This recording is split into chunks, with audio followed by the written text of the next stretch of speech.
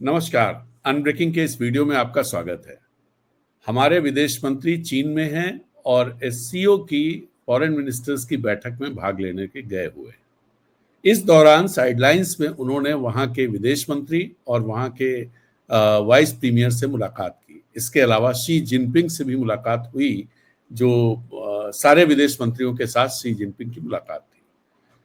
विदेश मंत्री के साथ जो बातचीत उनकी हुई, उसको लेकर के हम लोग बात करेंगे, या फिर इस दौरे को लेकर के कि इस दौरे से भारत को क्या हासिल हो रहा है, क्या चाहिए था, क्या कुछ चीजें चीन के साथ सुधारने की कोशिश हमारी है, क्या चीन भी ऐसा चाहता है, और क्या इस समय की जो जियो पॉलिटिक्स है उसमें दोनों की जरूरत है, और दोनों इस कोशिश में लगे हैं कि भारत और चाइना एक साथ दिखाई दें। लेकिन भारत की तरफ से बहुत सारे मिक्स सिग्नल्स भी रहते हैं, चाहे वो अमेरिका को लेकर के हों, ब्रिक्स को लेकर के हों, डीडॉलराइजेशन को लेकर के हों, और कई जगह पर वो चाइना की जो अपनी अपनी दृष्टि है, अपना विजन है, उससे भी टकराते हैं। खैर, इन सब चीजों को समझेंगे कि जो जयशंकर की चीन यात्रा है, उस चीन यात्रा को किस तरह से डिकोड किया जाए। क्या इसे ये माना जाए कि चीजें सुधर रही हैं, स्टेलमेट है, या कुछ भी नहीं हुआ, जैसा है वैसा चलता रहेगा। इसी सब पर बात करेंगे और समझेंगे। हमारे साथ हैं साउथ एशिया के एक्सपर्ट, वरिष्ठ पत्रकार संजय कुमार जी। संजय कुमार जी, आपका स्वागत है। नमस्कार। नमस्कार।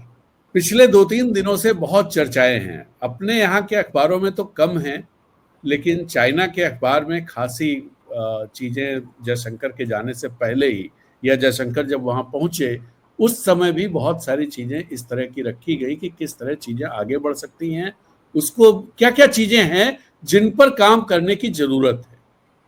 अब तो उनकी विदेश मंत्री से भी मुलाकात हो गई, वाइस प्रीमियर से भी मुलाकात हो गई, और प्रेसिडेंट से भी मुलाकात हो गई। और जो चीजें अभी तक सामने आई हैं, उनको देखते हुए आपकी पहली टिप्पणी जयशंकर की यात्रा को लेकर के क्या है? देखिए, जयशंकर की जो यात्रा ये थी वो तो एससीओ के फॉरेन मिनिस्टर्स मीटिंग के लिए था। ये कोई, मैं इसे बायलैटरल नहीं मानूंगा, बट यस, इन्होंने ये जो मल्टीलैटरल फोरम की जो मीटिंग थी उसमें उन्होंने बायलैटरल मीटिंग्स भी किए।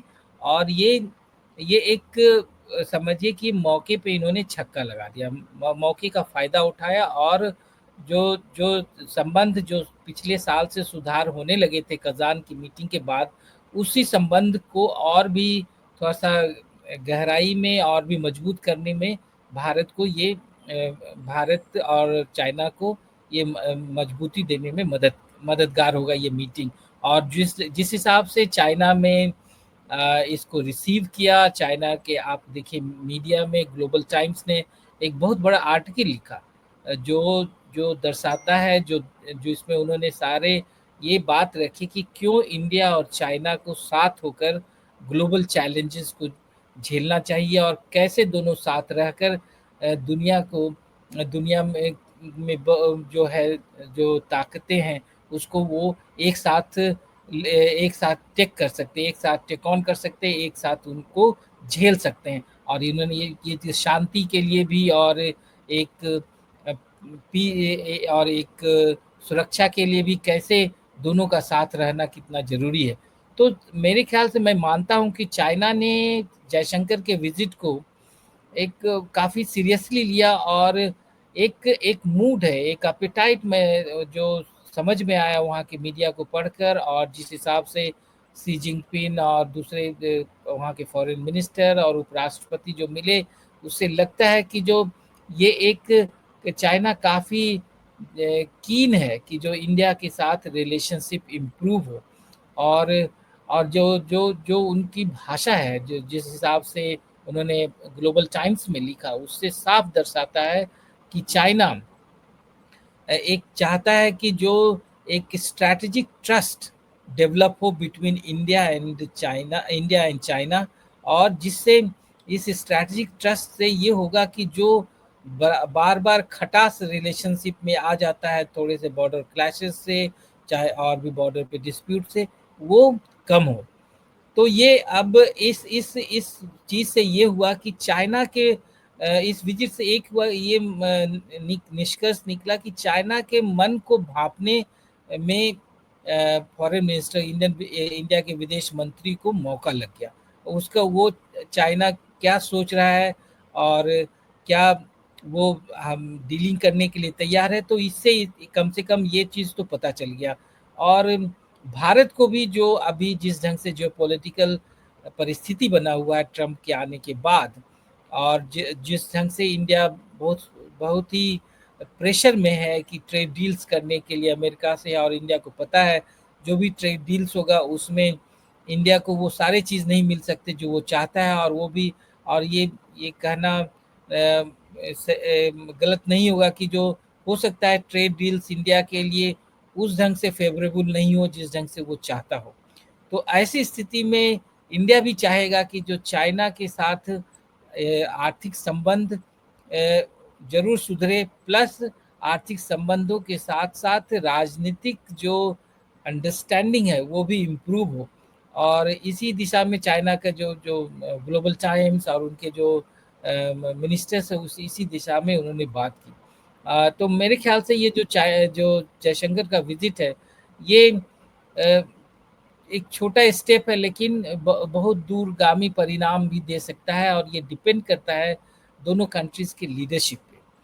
और ये भी बड़ी इम्पोर्टेंट चीज़ ये है कि देखिए अभी एससीओ का जो समिट होने जा रहा है, अभी तो फॉरेन मिनिस्टर्स का ही मीटिंग हुआ, एससीओ का समिट इसी सितंबर अक्टूबर के आसपास हो जाएगा, अक्टूबर वगैरह में। तो उसमें ये है चांसेस ये काफ़ी हाई है कि जो प्राइम मिनिस्टर मोदी वहाँ जाए और वहाँ पे सी जिनपिंग से भी मुलाकात हो जाए, पाकिस्तानी प्रेसिडेंट से भी मुलाकात हो जाए। तो ये काफ़ी मतलब एक अहम मीटिंग होगी। और जो ये देखने वाली बात होगी जियो पॉलिटिकल एक्सपर्ट्स के लिए भी कि ये मीटिंग कैसे पैन आउट करता है। और एक मैं ये भी मानता हूँ कि हो सकता है जयशंकर का बायलैटरल विजिट, ये जो इन्होंने मल्टीलैटरल फोरम को बायलैटरल विजिट्स में भी कन्वर्ट कर दिया, उस हो सकता है ये प्राइम मिनिस्टर मोदी के विजिट का भी वो तैयारी का, वहाँ जाने की तैयारी का भी एक इंडिकेशन हो, वहाँ जो इनिशियल प्रिपरेशंस हो, एजेंडा हो टॉक्स का, हो सकता है ये उसकी भी एक नींव ये रख कर वहाँ पे आए हों। तो बहुत ढंग से आप रीड कर सकते हैं, लेकिन मैं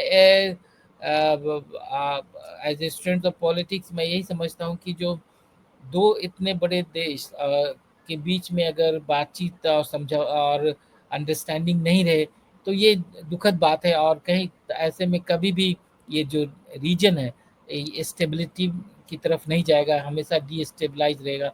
सो दोनों जो पॉपुलस कंट्री है, इतने जनसंख्या इतनी आबादी वाले देश हैं, दोनों देश के लिए ये ज़रूरी है कि एक होकर काम करें, एक अंडरस्टैंडिंग के साथ काम करें, जिससे दोनों एक दूसरे को कॉम्प्लीमेंट कर सके आर्थिक विकास में और एक इतनी बड़ी आबादी को गरीबी रेखा से ऊपर उठाने में। लेकिन जो जिस ग्लोबल टाइम्स के आर्टिकल का आप जिक्र कर रहे हैं उसमें एक बात और है, एक ये बात कही गई है कोई थर्ड पार्टी इन्वॉल्वमेंट या उसका इशारे पर काम नहीं होना चाहिए, इस तरह का एक इंडिकेशन उसमें है। अब अगर पिछले दिनों का देखें, पिछले 8-10 साल में जब से मोदी जी आए हैं तब से अगर चीज़ों को देखें तो भारत ने अपने को अमेरिका के साथ जो अलाइन किया है उसको ये बता करके किया है कि हम इस रीजन में सिक्योरिटी को संभाल सकते हैं और चाइना के लिए एक बैलेंसिंग फैक्टर के तौर पर अमेरिका के हिसाब से काम कर सकते हैं। एक बात तो ये।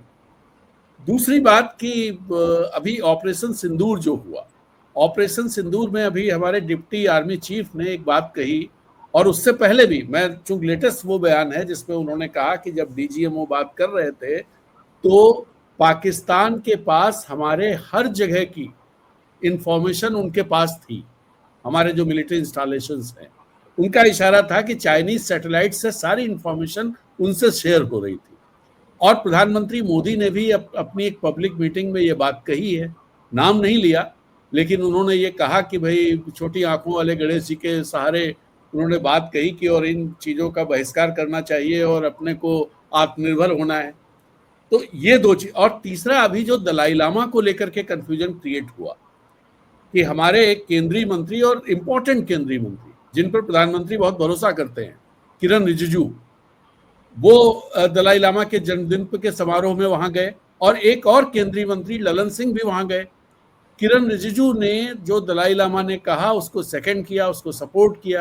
हालांकि भारत सरकार की तरफ से यह कहा गया कि यह धार्मिक मामला है, इसमें हम नहीं पढ़ते, लेकिन किरण रिजिजू का जो कहना था वो, और दूसरी इस पर बहुत ही आप देखिए कि जो रिएक्शन आया चाइना का, वो जबरदस्त रिएक्शन था। चाइना बहुत सीधे तौर पर यह कहता है कि दलाई लामा कौन होगा कौन नहीं होगा ये चाइना तय करेगा। तो इन सारी चीजों के बीच में ये जो मीटिंग अगर इसे देखा जाए, और जो मीटिंग हुई है वांग यी के साथ, उसमें भी डी एस्केलेशन की बात की जयशंकर ने। डी एस्केलेशन को अगर आपको मतलब अगर दर्शकों को मैं बताना चाहूंगा कि जब गलवान हुआ था, गलवान के तुरंत बाद जयशंकर चाइना गए थे, बात बनी नहीं थी उसमें। और फिर आपको याद होगा रशिया ने बीच बराव किया, मॉस्को में सितंबर की बात होगी, सितंबर 2020, जहां तक मुझे याद पड़ता है, सितंबर या अक्टूबर 2020।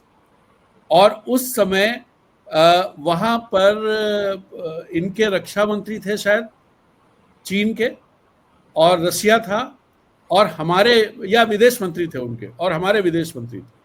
वहां पर चीजें तय हुई थी कि भाई जो चीजें हो गई हैं ये रहे, आगे का मामला हम लोग मॉडस विवेंडी तय की जाएगी, मॉडस विवेंडी कहा गया था। अब उसके बाद उसका मतलब क्या हुआ? उसका मतलब ये हुआ कि जो डिस्केलेशन और ये सारी चीजें हैं, ये इस अपनी तरफ से आप नहीं कर सकते। वहां पर चीजें रुक गई, कुछ चीजें तय हुई, और आप देखिए पिछली बार, पिछले साल की या 2023 की बात है, 2023 या 2024 की बात है, जिसमें फिर गलवान को लेकर के बहुत तेजी से बातें शुरू हुई, और ये खबर आई थी कि दोनों फौजें पीछे हटी। लेकिन एक्चुअल स्थिति ये है कि चाइना ने करीब 2000 स्क्वायर किलोमीटर, 2000 से 3000, वो समझने की बात है कि अगर आप जो बफर कहा गया है उसे अगर आप ना जोड़ें तो 2000 रहता है बफर, चूंकि इंडियन उसमें है, तो अगर उसको जोड़ दें तो वो 3000 के आसपास हो जाता है। अब ये चाइना के पास है। अब ऐसे में आप अगर डिस्केलेशन की बात करते हैं, कोई रास्ता तय नहीं हुआ है, तो ये इसे किस तरह से देखा जाना चाहिए कि हमारे चाइना से हम चीजें ठीक करना चाहते हैं, या फिर स्टेलमेट है एक तरह से? क्योंकि वांग यी ने इससे इनकार किया है। वांग, चूंकि चाइना का जो पूरा स्टैंड है वो स्टैंड एक अलग किस्म का स्टैंड है, दलाई लामा को लेकर के, तिब्बत को लेकर के, बॉर्डर इशू को लेकर के, और साथ में सिक्योरिटी को लेकर के भी। देखिए, चाइना का जो आपने पहले बोला, अमेरिका का जिक्र किया कि कैसे जी, चाइना अप्रिशिएट नहीं करता है इस बात को कि इंडिया का अमेरिका के साथ इतना स्ट्रैटेजिक और गहरा संबंध हो। क्योंकि चाइना, जी। देखिए चाइना शुरू से इसमें एक एक, चीज और जोड़ दूं, एक चीज और जोड़ दूं संजय जी। लेकिन ऑपरेशन सिंदूर ने इंडिया के इस क्लेम को धराशायी कर दिया कि यहां पर वो सिक्योरिटी संभाल सकता है, और यही वजह है कि ट्रंप बार बार 20 बार कह चुके हैं कि हमने दोनों को रोका है। तो एक जो लीवर उसने बनाया था वो लीवर खत्म हो गया। राइट। अब देखिए, पहले अमेरिका वाला ही एंगल हम लोग जी, एक्सप्लोर कर रहे थे। ये अमेरिका इंडिया को, अमेरिका जो गैप है इंडिया और चाइना के बीच में, जो जो डिस्ट्रस्ट है उसको एक्सप्लॉइट करता है। और जी, इंडिया जानता है कि अमेरिका जानता है कि इंडिया में एक बड़ी एक स्ट्रॉन्ग पॉपुलेशन है, बड़ी आबादी है जो चाइना पे भरोसा नहीं करता। और इंडियन लीडरशिप में भी ये थिंकिंग है कि जो चाइना ट्रस्ट नहीं किया जा सकता। इस थिंकिंग को अमेरिका एक्सप्लॉइट करता है, और अमेरिका इंडिया को प्रमोट करने की कोशिश कर रहा है काफ़ी सालों से कि ये एक बैलेंसिंग फैक्टर हो जाए चाइना के खिलाफ। और इंडिया को एक एक केवल सिक्योरिटी रूप से नहीं, डिफेंस रूप से नहीं, एक इकोनॉमिक ताकत के रूप में भी अमेरिका चाहता है कि ये इमर्ज हो, और जिससे वो चाइना के धार को कम कर सके। और इंडिया इसीलिए बुश के ज़माने से ही आप देखेंगे इंडिया को न्यूक्लियर डील्स मिल गए, बहुत बहुत ही सस्ते टर्म्स पे, प्लस जितने भी वो बहुत सारे इकोनॉमिक बेनिफिट्स मिले, इंडिया प्रमोट कर अमेरिका इंडिया को प्रमोट करने लगा सभी फ्रंट पे। तो एक कोशिश थी, एक रही है अमेरिका की, जो इंडिया को एक ग्लोबल स्टेज में चाइना के पैरेलल करीब करीब खड़ा किया जाए। ये है, और इंडिया को बनाया इन्होंने इंडो पैसिफिक रीजन में, जो क्वाड्स का मेंबर भी बनाया, जो क्वाड्स एक जी। ऐसा सिक्योरिटी ऑर्गेनाइजेशन है जिसको जो एंटी चाइना ही है, एंटी चाइना फ्रंट है वो, और वो चाइना के इंटरेस्ट के खिलाफ इंडो पैसिफिक रीजन में काम करता है, और उसके लिए ही बना है। ऑफ कोर्स उनके जो क्वाड के जितने मेंबर्स हैं वो डिनाई करते हैं कि जो वो चाइना के खिलाफ नहीं है, वो किसी कंट्री के खिलाफ नहीं है, ये रूल बेस्ड ऑर्डर के लिए बना है, और इंटरनेशनल फ्रंट पे रूल बेस्ड ऑर्डर हो, इसलिए ये फ्रंट बनाया गया। लेकिन चाइना इसे देखता है कि ऐसा फ्रंट जो उसके खिलाफ है, और इंडिया का उसमें इन्वॉल्व होना चाइना को नागवार गुजरता है, चाइना उसे पसंद नहीं करता। तो एक ये एक इंडिया चाइना रिलेशनशिप में अमेरिका एक बाधा है, और अमेरिका चाइना जानता है कि अमेरिका इंडिया का इस्तेमाल उसके खिलाफ करने की कोशिश करता है, उसको बैलेंस करने की कोशिश करता है। अब इंडिया के ऊपर है कि ये इस फ्रंट पे वो चाइना का ट्रस्ट जीत सकता है या नहीं, यार इंडिया को ये लगे कि जो अभी तक इंडिया ये सोच रहा है कि जो अमेरिका से रिलेशनशिप अच्छे होने पे उसके लिए न केवल स्ट्रैटेजिकली बट इकोनॉमिकली भी काफ़ी बेनिफिशियल होगा, पॉलिटिकली भी काफ़ी बेनिफिशियल होगा। अब इंडिया को डिसाइड करना है कि क्या चाइना के साथ भी अगर डीपेन करे इसको इकोनॉमिक रिलेशनशिप तो क्या फ़ायदा होगा। अब एज एन एक्सपर्ट और एज ए पॉलिटिकल थिंकर अगर आप देखेंगे तो चाइना के साथ, चाइना नेबर है, और चाइना के साथ अगर इंडिया का संबंध प्रगाढ़ होता है, अगर डीपन होता है, तो उसमें केवल इकोनॉमिक की रिलेशनशिप ही नहीं गहरा होगा, उसके साथ साथ राजनीतिक जो स्थिरता इस क्षेत्र में आएगा, वो काफ़ी बेनिफिशियल होगा इंडिया के लिए। आज देखिए, अगर आप चाइना, इंडिया को पता है ऑपरेशन सिंदूर में इंडिया को ये एहसास हो गया कि जो अगर आप चाइना और पाकिस्तान दोनों को एनिमी की तरह ट्रीट करेंगे तो आप एक बियॉन्ड ए पॉइंट आप आगे नहीं जा सकते। आपका एक सीमा है, आप उनसे जीत नहीं सकते। यही ऑपरेशन सिंदूर में ये प्रूव कर दिया कि कैसे पाकिस्तान पे जो अटैक हुआ उसमें चाइना खुलकर सामने आया, और चाइना को और इससे इंडिया को पहली दफ़ा ये एहसास हुआ कि जो इसका इसका मिशन पाकिस्तान में उस ढंग से सक्सीड नहीं कर सकता जैसे वो चाहता है।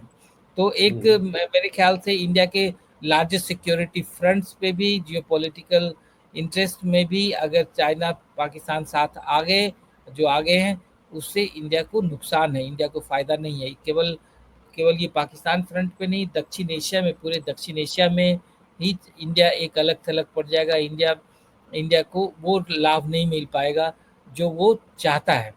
अब इसमें अगर चाइना के साथ इंडिया का पॉलिटिकल रिलेशनशिप सही हो जाए, तो इससे नेचुरली है कि जो पाकिस्तान के साथ भी रिलेशनशिप इम्प्रूव होंगे, और जो इंडिया के लिए बेनिफिशियल है। आप पूरे रीजन में आपको आतंकवादियों से जूझना पड़ता है, आपको इंस्टेबिलिटी से जूझना पड़ता है, तो बहुत सारे चीज़ है जो इंडिया के लिए बेनिफिशियल होंगे। लेकिन ये डिपेंड करता है इंडिया के लीडरशिप पे। अभी इंडिया का लीडरशिप जो अभी है यहाँ पे, और उनको इतना एक मैक्सिमलिस्ट पॉलिटिक्स वो खेलते हैं कि जो वो एक जो मध्य मार्ग जो होता है वो नहीं, या तो आर पार वाली पॉलिटिक्स। तो इसकी वजह से कोई कोई एक मिडिल ग्राउंड पे आने में वक्त लगता है, और उसको कन्विंस करना लोगों को मुश्किल हो जाता है।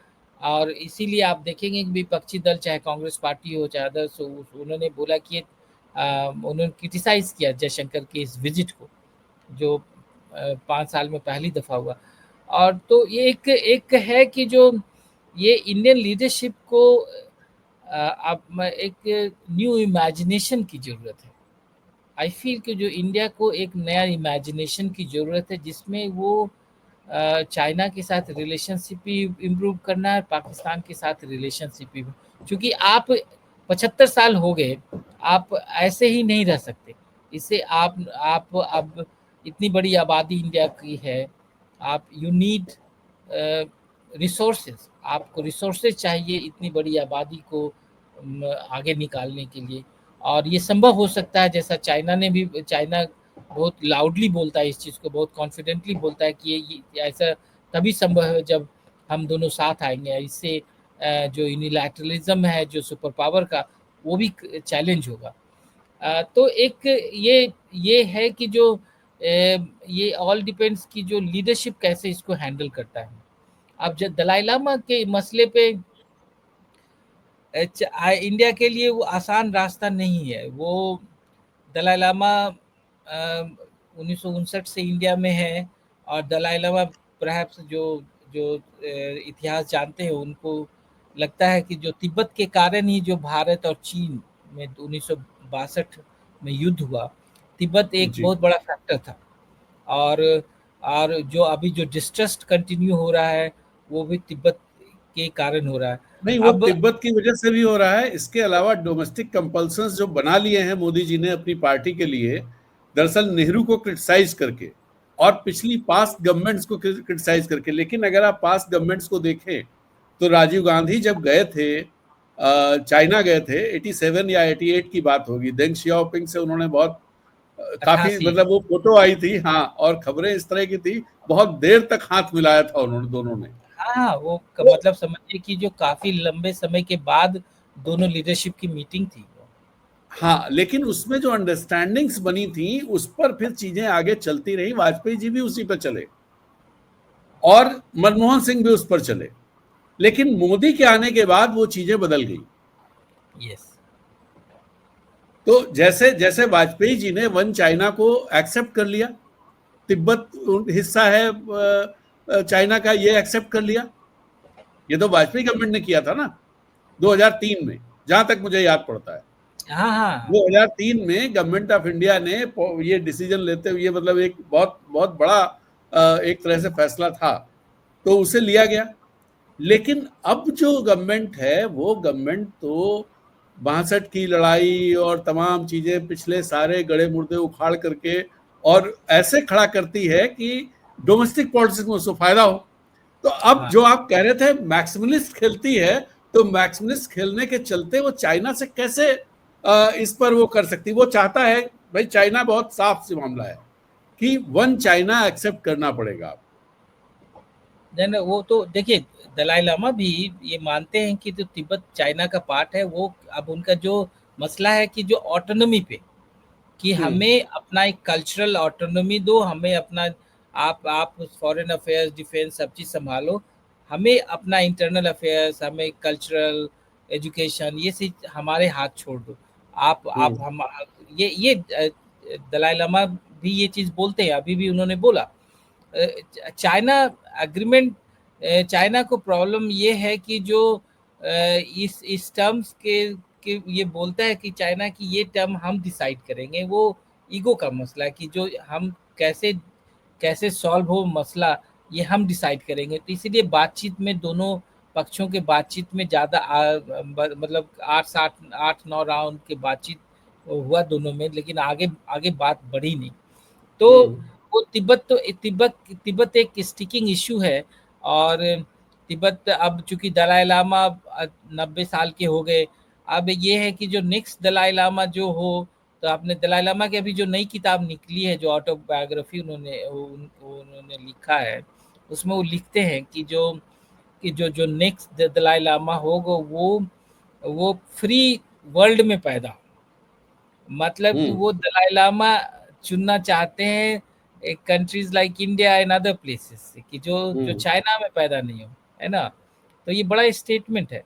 तो अगर हम्म। वो दलाई लामा इंडिया से चाहे और से, तो वो एक्सेप्टेबिलिटी का मसला हो जाता है। और जो लड़ाई 1950 के दशक से चली आ रही है तिब्बत में, वो लड़ाई और चल कंटिन्यू रहेगा। तो चाइना चाहता है इस चैप्टर को क्लोज करना। जो हम्म। और इसके ये चैप्टर तभी क्लोज होगा जब इंडिया के सहयोग नहीं इंडिया का तो इंडिया ने ये चैप्टर फिर से खोल दिया 2019 में 370 हटाने के बाद, जो बाइफरकेट किया जम्मू कश्मीर को। यस। तो और वो जो नया नक्शा जारी हुआ जिसमें लद्दाख का हिस्सा अक्साई चीन को दिखाया गया, वो भी एक बहुत बड़ा दिक्कत है, जिसको हालांकि जयशंकर ने, चाइनीज जो लीडरशिप थी, उसको ये कहा कि ये सिर्फ कार्टोग्राफिक वो है, लेकिन चाइना इस बात को मानने को तैयार नहीं, क्योंकि हमारी लीडरशिप पार्लियामेंट में भी बोलती है कि अक्साई चीन को ले लेंगे। तो एक देखिए 370 के हटाने के बाद एक चीज ये हो गया कि चाइना भी अब स्टेक होल्डर हो गया कश्मीर में, जो पहले हाँ। नहीं था। आपने Kashmir between India and Pakistan का जो झंझट था, उसमें आप चाइना को भी घुसा लिए। आप देखिए कि जो गलवान हुआ, जो भी मूवमेंट बॉर्डर्स पे हुए, जो लद्दाख के एरियाज में, हिमालयन रीजन्स में हुए, ये 5 अगस्त 2019 के बाद हुए। गलवान जून 2020 की घटना है। तो आप समझिए कि जो आप उस जो अब्रोगेशन ऑफ आर्टिकल 370 से लिंक करना पड़ेगा गलवान की घटनाएं।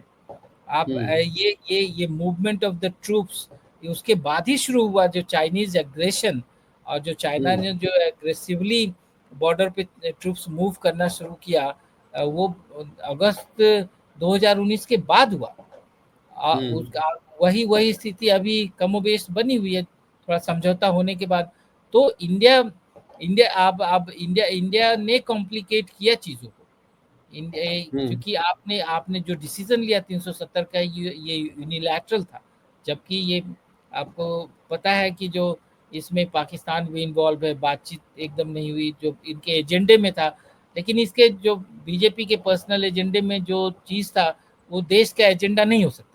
वो देश के लार्जर एजेंडे को, देश के लार्जर विजन को वो जरूरी नहीं कि वो सर्व करे। तो मेरे ख्याल से नहीं, इससे उसने तो नुकसान पहुंचाया है। बीजेपी के एजेंडे ने देश के लार्जर इशू को या एजेंडे को नुकसान पहुंचाया है। यस, अब पहुंचाया। अब इसमें कॉम्प्लिकेट हो गया। आप उसको जो लड़ाई हुई 2020 में गलवान में, ये आप समझिए कि जो उसका एक इम्पैक्ट है, उसका इससे कॉन्सिक्वेंस ऑफ 370 एब्रोगेशन, आप उससे वो ये भी इस एनालिसिस को आप दूर नहीं रख सकते।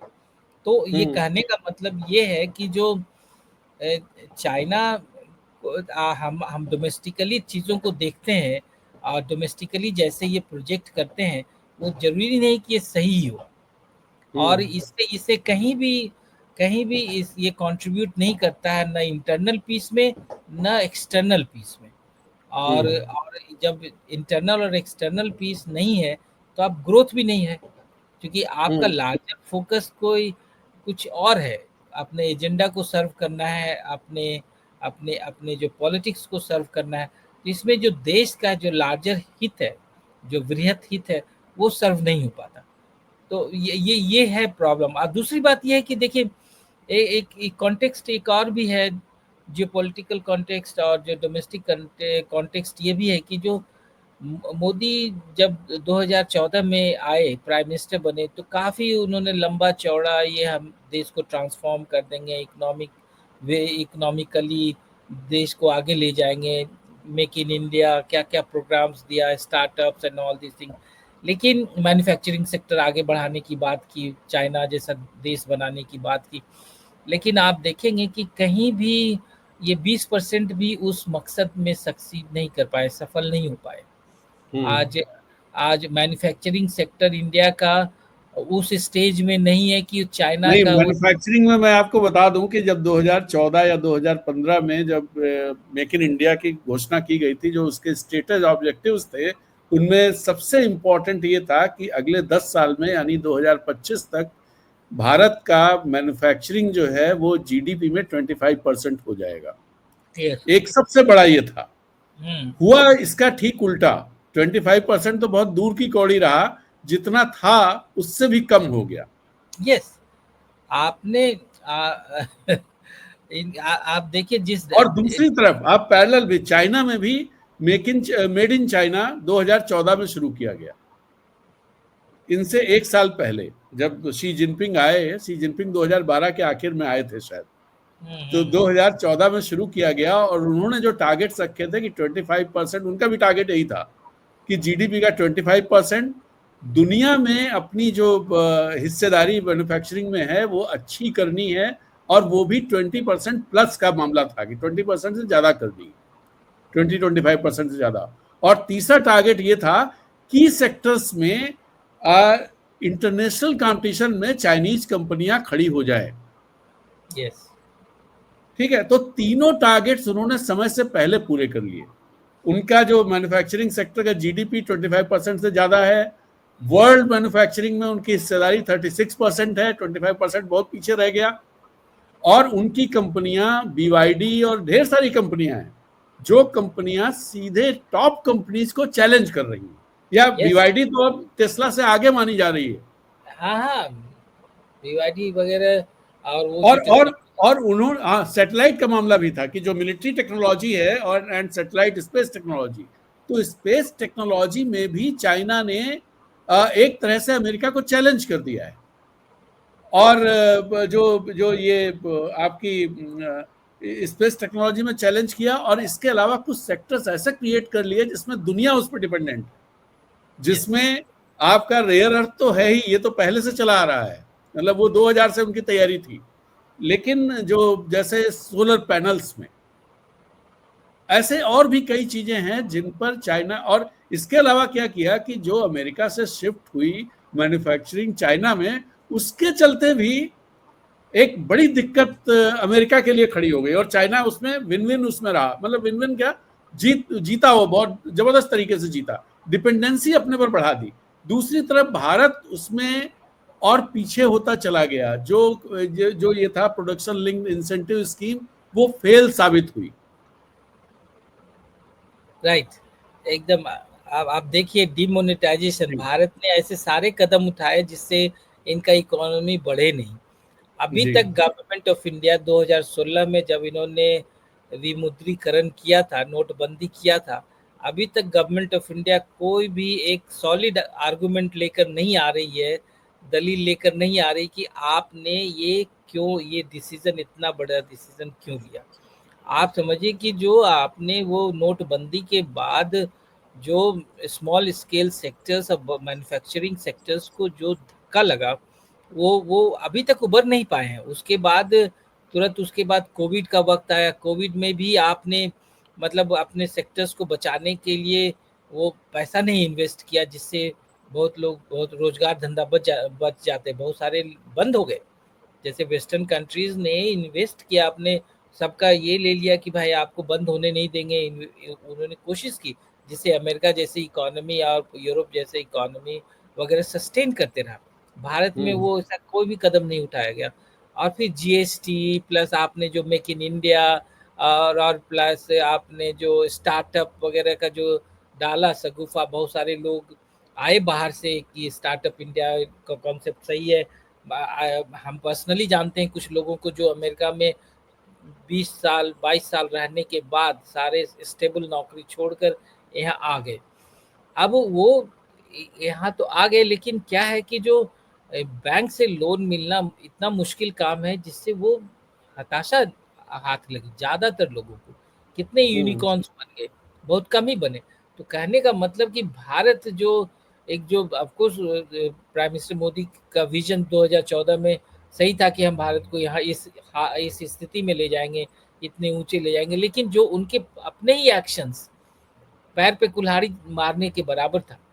और अब जीएसटी वगैरह से आप जो उन्होंने जो टैक्स रेजिम लाया जीएसटी का, उससे तो इकोनॉमी और ख़राब हो गया। उससे ये आप सरकारी इनकम बढ़ा, लेकिन मिडिल क्लास और बिजनेस का वो जो ग्रोथ होना चाहिए वो नहीं बढ़ा।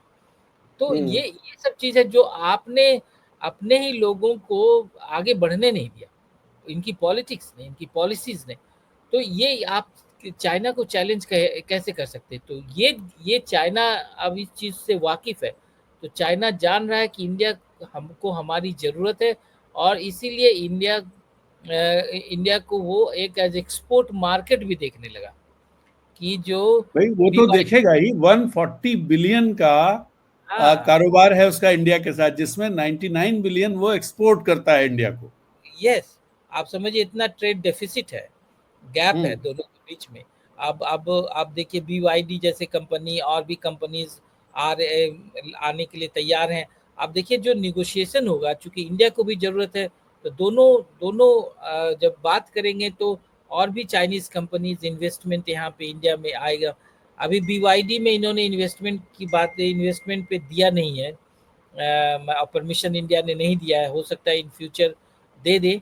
और भी जो इन्वेस्टमेंट इंडिया में चाइना करना चाहता है, क्योंकि ये ज़रूरत है, इंडिया को भी इन्वेस्टमेंट चाहिए प्लस चाइना को भी मार्केट चाहिए, तो दोनों की ज़रूरत है। दो और इंडिया को और भी चाहिए, ज़रूरत ये है कि एज ए लीडरशिप इंडिया को चाहिए कि जो दक्षिण एशिया में जो वो अलग थलग पड़ गया है, दक्षिण एशिया में जो इसकी सिक्योरिटी पे एकदम डायरेक्ट थ्रेट है, उसको कैसे रिड्यूस किया जाए, उसको उसको कैसे कम किया जाए। लेकिन उसको क्या क्या क्या संजय जी, साउथ एशिया में जो सिक्योरिटी थ्रेट है या जो रिलेशंस हैं आसपास के देशों के साथ, उनको बिना चाइना के साथ अब जो स्थिति बन गई है, आज से 10 साल पहले अलग स्थिति थी, आज जो बन गई है, क्या चाइना से रिलेशंस बेहतर किए बिना उनसे रिलेशंस बेहतर किए जा सकते हैं?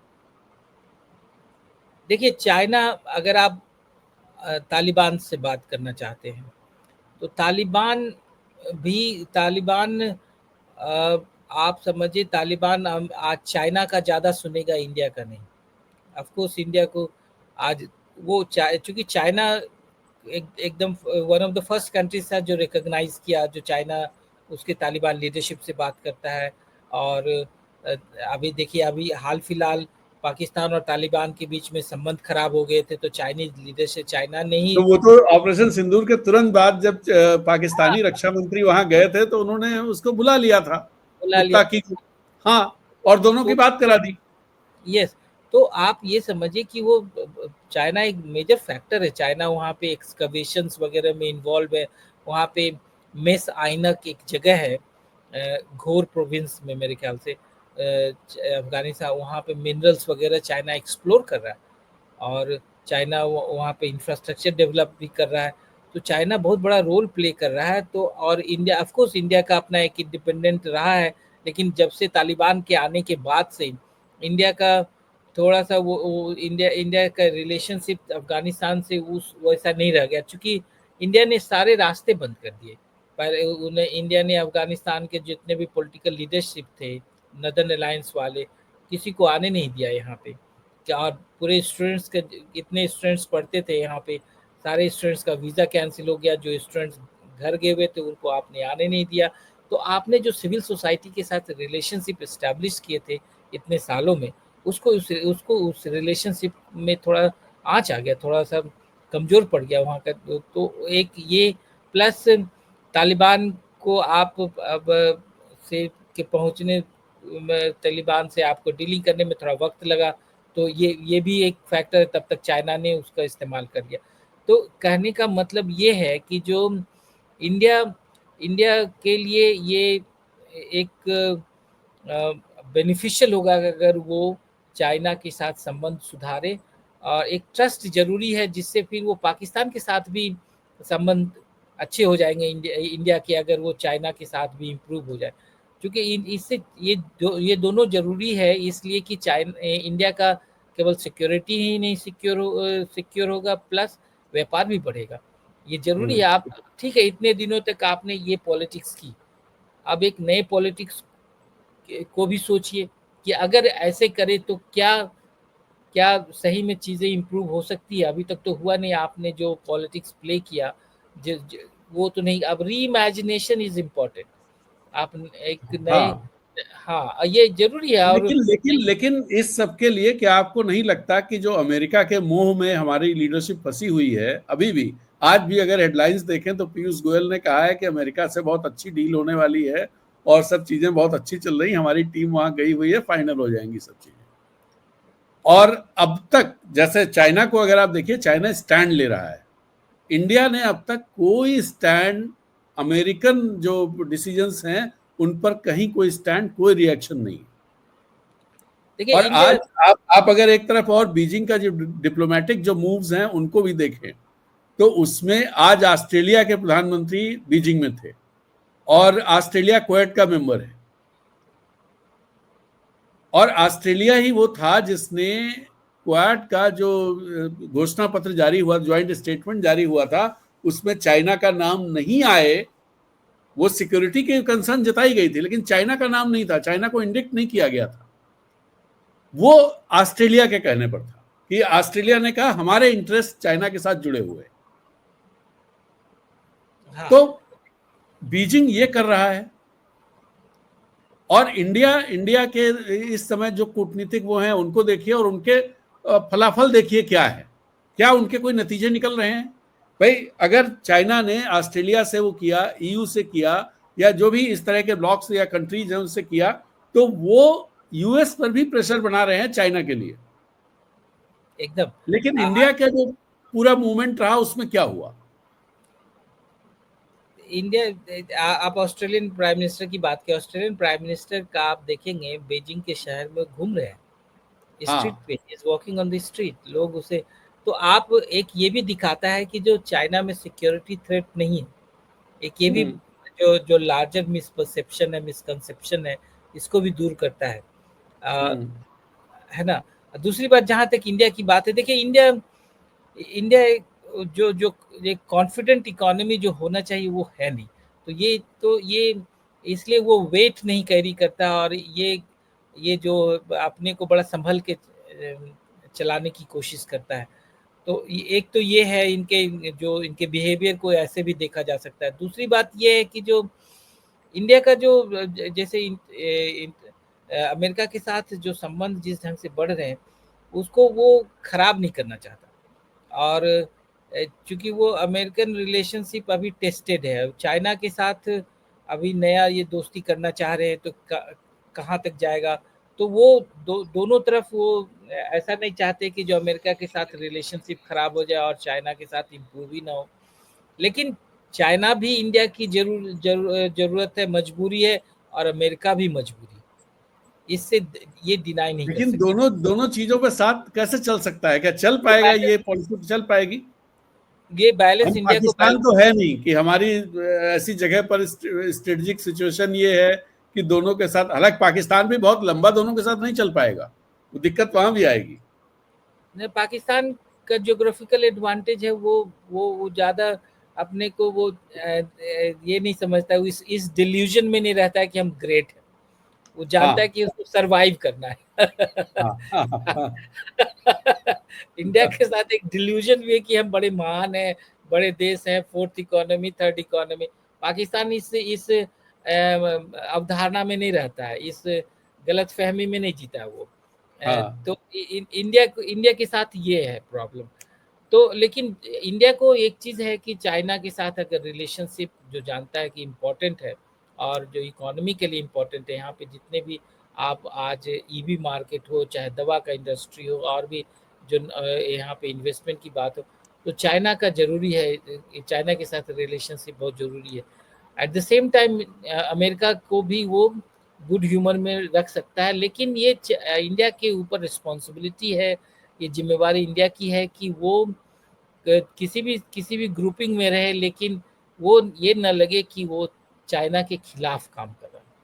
संबंध ये बैलेंसिंग इंडिया कर ही रहा है, तो करना पड़ेगा, और ज़रूरी है ये बैलेंसिंग। प्लस मल्टीलैटरल फोरम्स है, जैसे सीओ हो, ब्रिक्स हो, उसमें इंडिया और चाइना हमेशा इंगेज करते रहे, तो एक ट्रस्ट बना रहे। बातचीत होने रहने से, आपस में आदान प्रदान करने से, बातचीत होते रहने से तो ट्रस्ट बना रहता है। आप देखिए 5 साल के बाद इंडिया चाइना खुलकर बात कर रहे हैं। कम से कम ये चाइना भी लिख रहा है कि क्यों ज़रूरी है इंडिया चाइना का साथ में आना। तो ये ज़रूरी, ये डिस्कोर्स ज़रूरी है। ये अब एक जो नेगेटिव इंडिया में ऑल्सो, जो हमें लगता है कि जो हमने काफ़ी स्ट्रॉन्ग एक जो प्रेजुडिस और नेगेटिव परसेप्शन जो बना कर रखा है चाइना के लिए, वो ज़रूरी है, वो तोड़ना ज़रूरी है, धीरे ही सही, लेकिन ज़रूरी है। और चाइना को इंगेज करना ज़रूरी है। इससे आप जैसे पहले भी बोला कि इकोनॉमिक इंटरेस्ट भी इंडिया का सर्व होता है, प्लस पॉलिटिकल इंटरेस्ट, जो पॉलिटिकल इंटरेस्ट सर्व होता है। आप चाइना और पाकिस्तान को साथ ही जब साथ है तो आप फाइट नहीं कर सकते। आपको सहूलियत होती है कि जो दूसरे जो मुल्क है उसके साथ डीलिंग में आप ये ज़रूरी है। आप इंडिपेंडेंटली डील कर सकते हैं, लेकिन चाइना का सहयोग, चाइना के साथ अंडरस्टैंडिंग आपको और ज़्यादा आगे ले जा सकता है। तो आपको क्या लगता है कि इस डायरेक्शन में गवर्नमेंट चलेगी, जाएगी इस डायरेक्शन में कि चाइना के साथ सहयोग बढ़े? क्योंकि एक बड़ा, जो फिर मैं कह रहा हूं वो बात, पाकिस्तान इस रास्ते में बड़ा रोड़ा है इंडिया गवर्नमेंट के लिए, इंडियन एस्टेब्लिशमेंट के लिए। और चूंकि डोमेस्टिक पॉलिटिक्स में मैक्सिमलिस्ट खेला, आपके जो आपने टर्म इस्तेमाल किया है, पाकिस्तान को लेकर तो मैक्सिमल पोजीशन लेके चलते हैं ना ये लोग। तो ऐसे में वो बहुत मुश्किल, क्या आपको लगता है कि उस मुश्किल को ये गवर्नमेंट पार कर लेगी? क्या इसके पास वो डिप्लोमेटिक क्षमता है और डोमेस्टिक ऑडियंस को अपने सेटिस्फाई कर पाएगी? अब जो जो चाहिए, जो एज एन एनालिस्ट हमें लगता है कि इंडिया को री imagination of it self is important. थोड़ा सा एक जो नया पॉलिटिकल डायरेक्शन जरूरी है। लेकिन अब चूंकि प्राइम मिनिस्टर मोदी की पॉपुलैरिटी 2014 वाली नहीं है, 2019 वाली नहीं है। अब ये थर्ड टर्म में है, इनका पॉपुलैरिटी डाउन है, इनको काफ़ी डोमेस्टिकली काफ़ी प्रेशर आ रहा है। अपोजिशन स्ट्रांग है, अपोजिशन का वॉइस काफ़ी अब प्रखर रूप से निकलता है, और मीडिया भी काफ़ी स्पेस देने लगा है, थोड़ा ही सही लेकिन देने लगा है। तो अब इस स्थिति में वो कहाँ तक जा पाएंगे, ये देखने वाली बात है। लेकिन भारत की मजबूरी है, आज इकोनॉमिक नेसेसिटी है चाइना को इंगेज करना। आप इंगेज नहीं करेंगे तो फिर बात नहीं, आप इतनी बड़ी आबादी को पीछे ही रखेंगे, आप इंडिया का इकोनॉमिक नीड्स पूरा नहीं होगा। प्लस आई एम श्योर कि जो ये रियलाइजेशन सरकार को ज़रूर होगा कि जो पाकिस्तान के साथ छोटे ही लेवल पे सही बातचीत करना ज़रूरी है। एंड और वो चाइना के थ्रू आए चाहे अमेरिका के थ्रू आए, ये प्रेशर तो बना ही रहेगा। चूँकि इंडिया को अगर अपना एक मैच्योर्ड नेशन के रूप में दिखना है और अपनी अपनी हैसियत दक्षिण एशिया में एज ए पावर बनाकर रखना है, तो उसको अपने नेबर से इंगेज करना पड़ेगा। आज नहीं, पाकिस्तान उसकी पहली शर्त पाकिस्तान ही है। जो मैं चाइना कह रहा था वो बजरिए पाकिस्तान होगा वो, कि आपको पाकिस्तान से बेहतर संबंध करने पड़ेंगे, तब साउथ एशिया में आप बेहतर हो सकते हैं। उनको वो अब ये सरकार कर पाती है नहीं, हमें तो डाउट है, चूंकि जिस ढंग से इनका एंटी मुस्लिम नहीं, पॉलिटिक्स है। कई मतलब टॉप लेवल एनालिस्ट हैं, उनका भी ये आकलन है कि मोदी सरकार के रहते ऐसी कोई चीजें संभव नहीं दिखाई देती। नहीं, चूंकि इन्होंने वो राजनीति नहीं की, उन्होंने वो दूरदर्शिता वाला राजनीति नहीं की। वो हमेशा जो राजनीति, जो कहते हैं कि जो गैलरी को खुश रखने के लिए किया, आपने आपने वो जो प्रेजुडिसेस को बढ़ाने वाला ही काम किया, जो आप दूरी पाटने वाला काम नहीं किया आपने, आप दूरी बढ़ाने वाला काम किया। तो वो तो ये इनकी राजनीति रही है। तो ये इस राजनीति को अब जब ये इस उम्र के इस राजनीतिक उम्र के इस दराज पे आके वो छोड़ने वाले नहीं है। तीन से ज़्यादा उम्मीद नहीं है। ये मैं नहीं मानता कि ये पाकिस्तान और इंडिया के संबंध सुधरेंगे, कम से कम इनके ज़माने में, क्योंकि ये इनकी राजनीति का आधार वही है। अब इस राजनीति के आधार को वो छोड़ेंगे नहीं। और अब मोदी उतने स्ट्रांग नहीं है जो पहले हुआ करते थे, जो अभी। तो उनको ये भी चीज़ देखना है कि जो वो लेगेसी जो भी जैसी तैसी भी लेगेसी हो उसको बचा के रखे, उसको ही आगे रखे। तो एक ये है इंडिया के लिए रास्ता मुश्किल है, मतलब ज़्यादा ऑप्शंस नहीं है। अगर आप रिजिड हो जाते हैं तो ऑप्शंस नहीं होता है। आपको थोड़ा सा स्ट्रैटेजिक फ्लेक्सिबिलिटी ज़रूरी है, थोड़ा सा वो दूर का विजन ज़रूरी है कि आप कैसे लोगों को इंगेज करें दक्षिण एशिया में, और नेबर्स को इंगेज करें अपने लार्जर बेनिफिट के लिए। वो ज़रूरी है, वो विज़न ज़रूरी है। लेकिन ये सरकार वो विज़न अनफॉर्चुनेटली दिखा नहीं पा रही है, जिससे लगे कि जो आप भारत को तैयार कर रहे हैं 2047 के लिए, केवल ये बोल रहे हैं कि 2047 में विकसित भारत, दिस भारत, दैट भारत। लेकिन जो अभी तक जो हमारे स्पीड है चलने का, जिस सोच के साथ चल रहे हैं, उस सोच में हम कहीं नहीं जा रहे। यही स्थिति रहने वाली है। आप चाइना के बराबर कहीं नहीं होने जा रहे, ना आप इन्वेस्टमेंट कर रहे हैं एजुकेशन में, रिसर्च में, अच्छे से जो इन्वेस्टमेंट होना चाहिए इतने गरीब मुल्क में, वो कहाँ हो रहा है। आप तो ये मैं ज़्यादा ऑप्टिमिस्टिक नहीं हूँ एटलीस्ट फ्रॉम दिस गवर्नमेंट की, जो ये चीज़ें सुधरेगी, चाहे इम्प्रूव होगी और चाहे कोई नया विज़न ये दिखाएँगे, अलग ढंग से करने की कोशिश करेंगे, जिससे एक कम से कम दक्षिण एशिया में एक थोड़ा स्टेबिलिटी हो और इंडिया का जो एक आवाज़ है ग्लोबल साउथ में वो प्रखर होके निकले। जी, तो उम्मीद करनी चाहिए, भले आप उतना ऑप्टिमिस्टिक नहीं हैं, कम से कम इतना ऑप्टिमिस्टिक तो है कि आप पेसिमिस्टिक नहीं कह रहे हैं खुद को कि मैं पेसिमिस्टिक हूँ। नहीं तो ऑप्टिमिज्म में तो आप देखिए सबकी ज़रूरत है। आप एक इसी राजनीति को 75 साल से चला रहे हैं। अब उसमें और भी गंदी हो गई अब राजनीति। आपने कॉम्प्लेक्सिटी इतना भर दिया, कॉम्प्लिकेटेड चीज़ों को इतना कर दिया कि नई सरकार के लिए सँभालना बड़ा मुश्किल काम होगा, जो भी नई सरकार आवे किसी के भी लीडरशिप में। लेकिन एक बात तो तय है, जो चीन देख रहा है शायद, और हमारे यहाँ भी लोग देख रहे होंगे, कि अगर ये दोनों देशों के बीच में कोई अंडरस्टैंडिंग होती है और साथ साथ चलना शुरू करते हैं, तो जियोपॉलिटिक्स बहुत तुरंत बदल जाएगी। और ये रीजन यानी एशिया ड्राइविंग सीट पे आ जाएगा, जो अभी नहीं है। कोशिश कर रहा है चाइना के जरिए, आसियान के जरिए, कि वो ड्राइविंग सीट पर आए, लेकिन जैसे ही ऐसा कुछ चेंज आता है, ऐसा कोई शिफ्ट होता है, तो अमेरिकन ब्लॉक के लिए, वेस्टर्न ब्लॉक के लिए बहुत मुश्किल हो जाएगी। और इसीलिए शायद वेस्टर्न ब्लॉक इंडिया को दूर रखने की ही कोशिश करता रहेगा।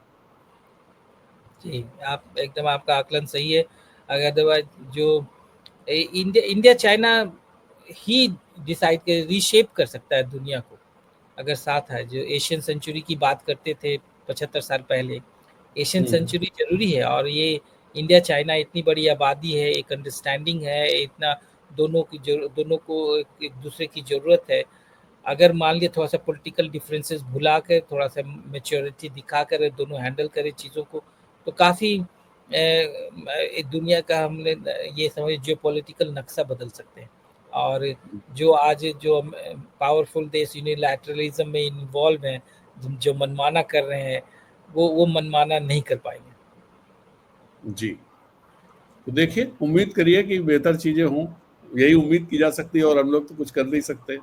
जी, तो आज की चर्चा यही समाप्त की जाए। संजय जी, बहुत खूब। आपका बहुत बहुत शुक्रिया। बहुत सारी, हमें लगता है दर्शकों को काफ़ी जानकारियाँ मिली होंगी और काफ़ी इंसाइट्स मिली होंगी इंडो चाइना रिलेशंस को लेकर के। इसी के साथ इजाज़त दीजिए।